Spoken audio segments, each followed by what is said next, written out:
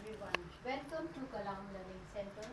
I'm Satya Razia, your English coach, and I have brought the second PYQ series, the part 2 of PYQ series, where I'm going to cover three topics: antonyms, synonyms, prepositions, and articles.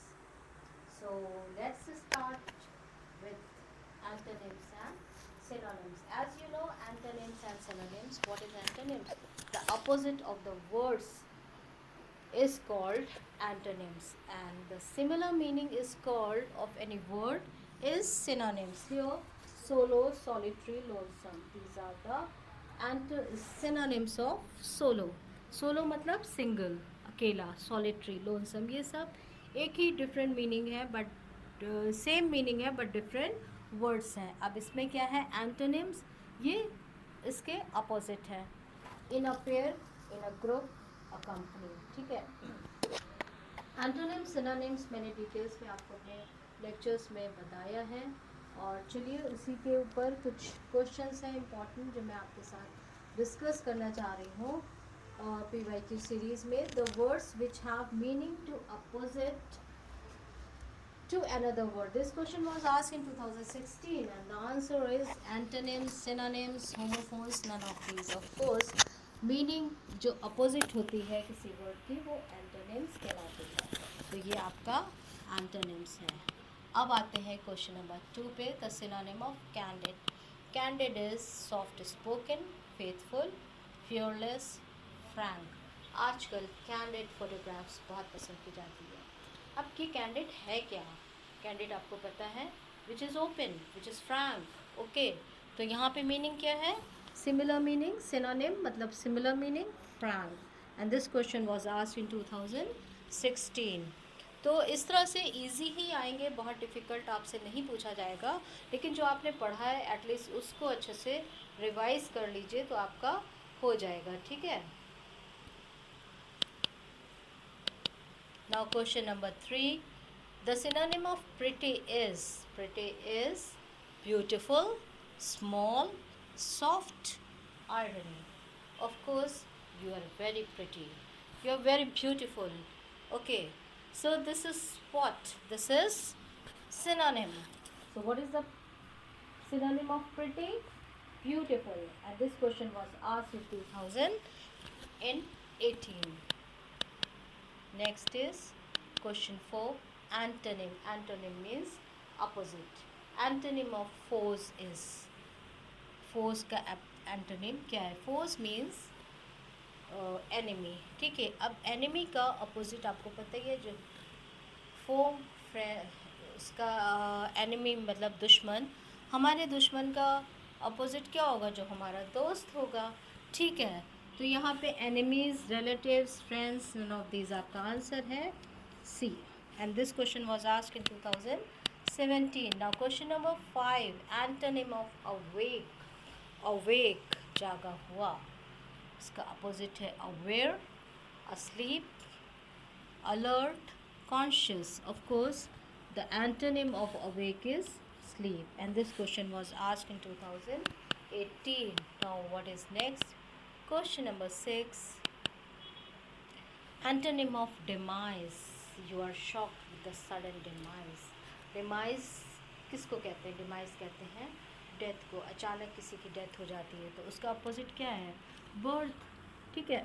तो ये कब आपसे पूछा गया था? 2017 में. चलिए, you have seen antonyms, synonyms. मैंने आपसे कुछ ही यहाँ पे पूछे, लेकिन इससे कहीं ज़्यादा हमारे डिटेल स्टडी जो हमारा प्रॉपर आगाज़ का प्रोग्राम है उसमें जो हमारे यूट्यूब पर लेक्चर्स पड़े हैं उसमें सारे डिटेल्स में हमने एंटोनिम्स, सिनोनिम्स के DPPs भी भेजे हैं.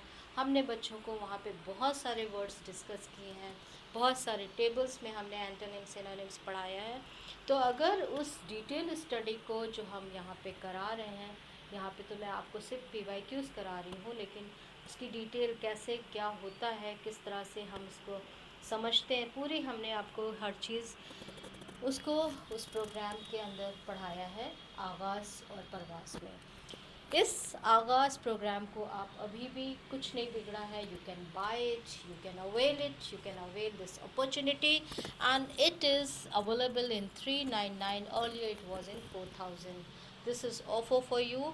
और उससे भी ज़्यादा ज़बरदस्त धमाकेदार ऑफ़र तब हो जाएगा अगर आप इस पर ये कूपन कोड AMUJMI25 लगा देंगे. तो you will get more 25% discount and you will achieve the detailed study. Still you have time, still you can prepare well, and you can keep you ready for the entrance exam. So next topic is prepositions. Prepositions क्या होते हैं? Prepositions जैसे कि इसके नाम से है पता है, prepositions positions को बताता है. It tells the relation between noun or pronoun or any other word in the sentence. एक प्रिपोजिशन वो वर्ड है जो किसी नाउन का प्रोनाउन से क्या रिलेशन होता है, क्यों वो ज़रूरी है. अगर वो हम प्रिपोजिशन ना यूज़ करें, अगर हम कहते हैं आई एम स्टैंडिंग यू, तो क्या हुआ, कुछ मिसिंग है ना. आपका और मेरे बीच में जो रिलेशन है वो सामने नहीं आ रहा है. I am standing in front of you, मैं आपके सामने खड़ी हूँ. तो ये जो इन फ्रंट ऑफ है ये क्या है, ये प्रिपोजिशन है. तो इस तरह के प्रिपोजिशंस कई तरह के होते हैं. प्रिपोजिशंस ऑफ टाइम होता है, प्रिपोजिशंस ऑफ प्लेस होता है, प्रिपोजिशंस ऑफ नंबर्स हैं जो मैंने आपको डिटेल स्टडी में बताया है. ठीक है, प्रिपोजिशंस को अगर डिटेल में पढ़ना है तो आपको मेरे यूट्यूब चैनल पे जाके मेरा लेक्चर इससे रिलेटेड देखना पड़ेगा. पार्ट्स ऑफ स्पीच का पार्ट्स ऑफ स्पीच ही है preposition. There are 8-9 parts of speech: noun, pronoun, verb, adverb, adjective, interjection, conjunction. और अभी 9th वन कौन सा ऐड हुआ है, उसमें हो गया है आर्टिकल. ठीक है, तो मैंने कुछ इंपॉर्टेंट चीज़ें यहाँ पे ले ली हैं. प्रिपोजिशन भी एक पार्ट ऑफ स्पीच है जो मैंने अभी लिया है, और hopefully if I get time I will give another topics also in next part. Under, to, for, about, through, along, across, beside, in, into, ये सब क्या है, प्रिपोजिशंस हैं. So let's start with the first question, that is the teacher was angry. The teacher was angry, angry थी. क्यों angry थी? The teacher was angry किससे थी? Dash him, with him. Answer is with. At, for, with, to, इनमें से क्या है answer? with. And this question was asked in 2018. Now what is next? Question number 2. He is notorious dash greed. He is notorious. Notorious यानी कि mischievous. 2016 कोई भी notorious इंसान को पसंद नहीं करता. मिस्चीवियस शैतान, और नोटोरियस बहुत ज़्यादा मतलब शैतान उस कौन होगा? ही इज़ नटोरियस. किसके लिए वो नटोरियस था? फॉर ग्रीड, मतलब लालच के लिए वो किसी हद तक भी जा सकता था. तो for greed, he is notorious for greed. ठीक है, next is question number 3. You have no pity dash the poor. तुम्हारे पास कोई भी दया नहीं है, जबकि हम सब के पास दया होनी चाहिए, मगर वो यहाँ पे सेंटेंस है यू हैव नो पिटी. किसके लिए नहीं है? For the poor, for the poor. This question was asked in 2017. Now next is question number 4. He is leaning dash the wall. He is leaning dash the wall means he is leaning against the wall, at the wall, for, to. What is the correct answer? He is leaning against the wall. ठीक है, 2018 वो किसके wall के against खड़ा हुआ था?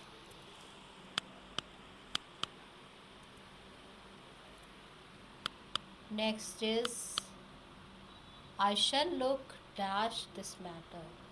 आई shall look dash, I shall look किस में? What is the answer? The answer is I shall look into this matter. The answer is, the option is, it should be into. Okay, I shall look into this matter. मैं इस matter पे देखूँगी. into हम कब use करते हैं?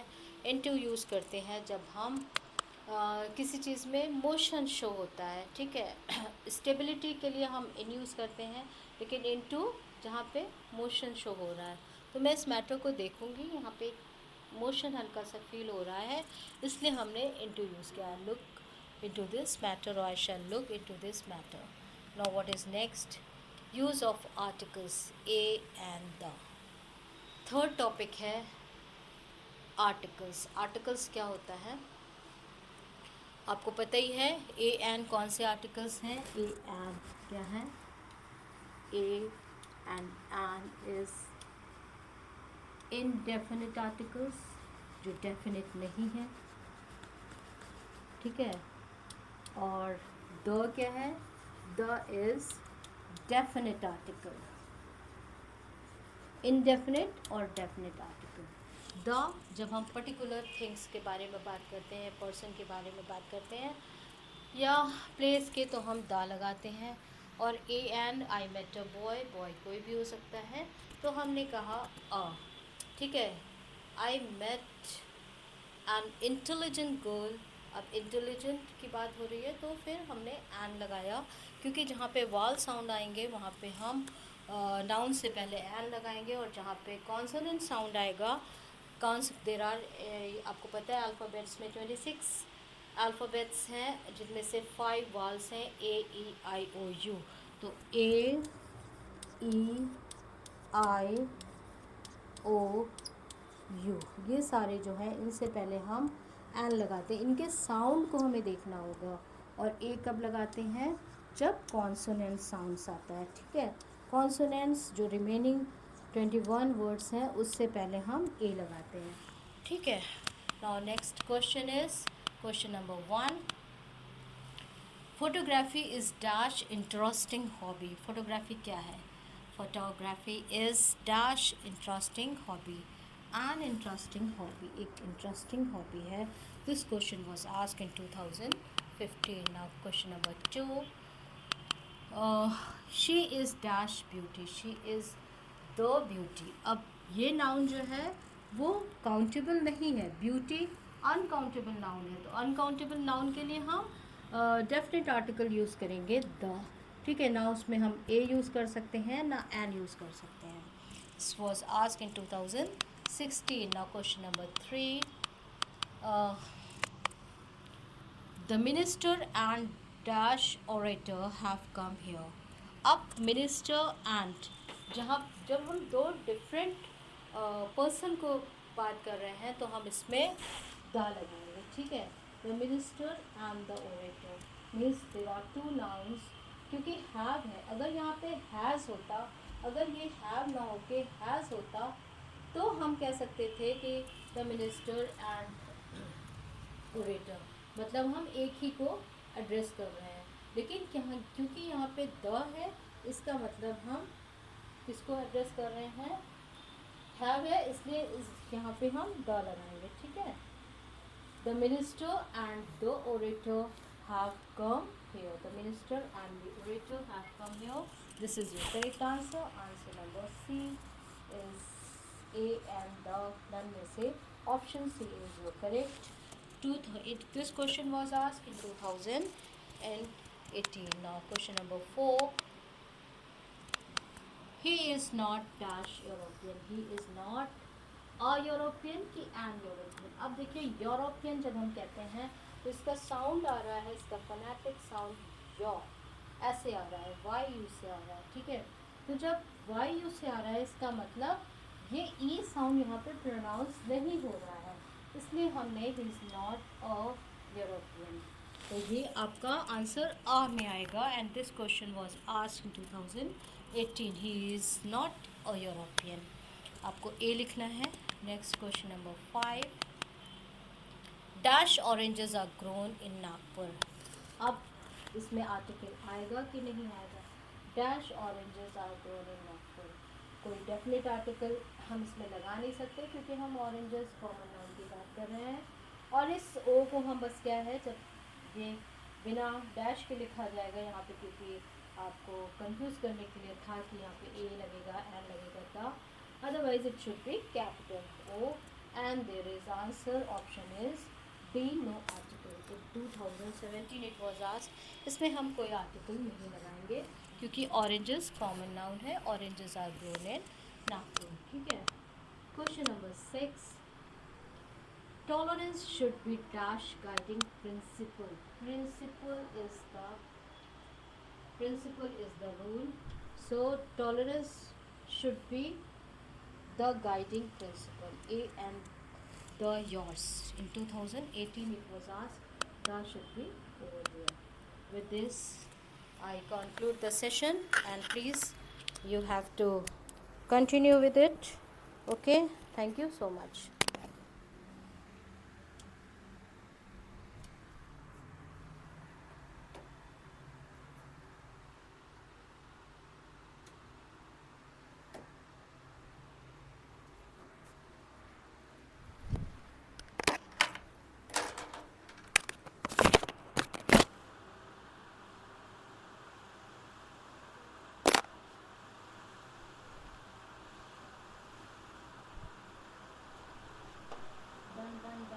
Done. Neat lamb. Samanya. Done.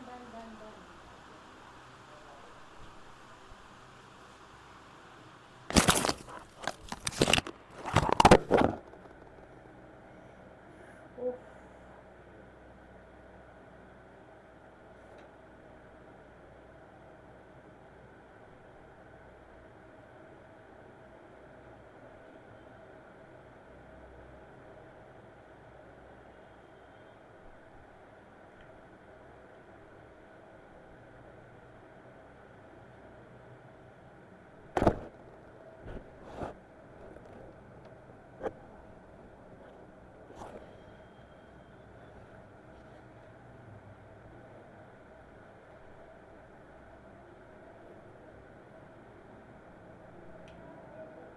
Ma'am आप coat पहन के पढ़ाती है? हम लोग थोड़े में पागल हो जाएंगे। सही बात है, इतनी नहीं मैंने बोल दिया, इस वक्त रहते हैं, बोल दिया मैंने, भाई मैं तो इतना हिजाब करके सब बताइए, मैं तो चक्कर ही खाता है मुझे। बहुत सही है, मुझे चक्कर ही आता है। तो लगे एक्चुअली हुआ क्या है, इसका वो कंप्लेन कर दी है और वहाँ से IFB की साइड से नहीं आ रहा है, मतलब कंप्लेन कर दी है। आपका आज का लेक्चर में आपने फ्यूचर में कर दिया कुछ?